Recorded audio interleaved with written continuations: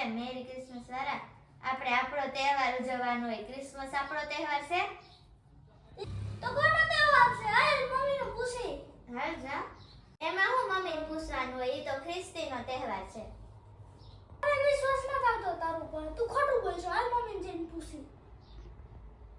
માન નિબંધ આવ્યો ને એટલે મને ખબર છે આ તો બધાય મનાવે. જો રામનવમી, જન્માષ્ટમી, ઉત્તરાયણ એવા બધાય આપણા તહેવાર છે.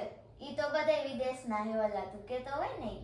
મને એક તહેવાર હજી એક યાદ આવ્યો. દિવાળી.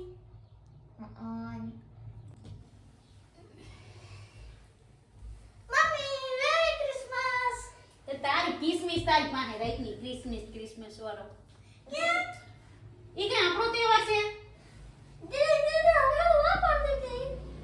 હે ના ખોટું બોલે છે. મને ખોટાયો થઈ ગયો. વાપરતી હતી મમ્મી. આપણે રામનવમી જન્માષ્ટમી આપણા તહેવાર હોય એ ઉજવવાના હોય. હા બસ હમણાં 14 તારીખે જ છે પેલા મહિના. 15 તારીખે 10 તારીખે.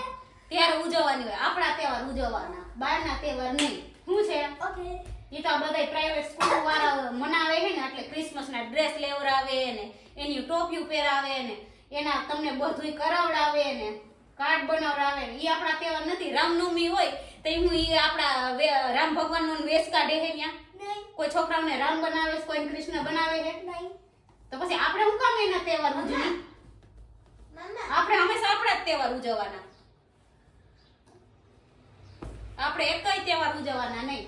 ઈ કોઈ કૃષ્ણ બનાવે છે આપણે જન્માષ્ટમી ઉપર, નહીં. ઈ કોઈ રામનવમી મનાવે છે. નહીં. તો આપણે આપણી સંસ્કૃતિ ભૂલીને એની હું કામ પકડવા જાવ છો? આપણી જ પકડી રાખો ને.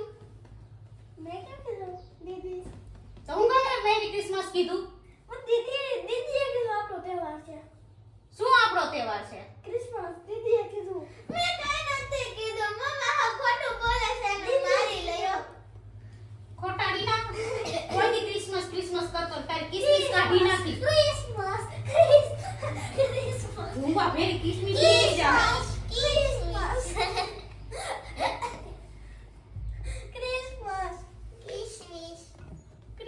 બીજું સીધું પૂછે. બીજો નહીં ત્રીજો કે ને? આ ત્રીજો. આ એકનું ધનુષ બાણ બનાવી નાખ્યું, બીજો હાવ તૂટી ગયો અને આ ત્રીજું આ તોડી નાખ્યું. દુડી ક્યાં ગઈ? હાલો આપણે જોઈ. હાલો. દીદી.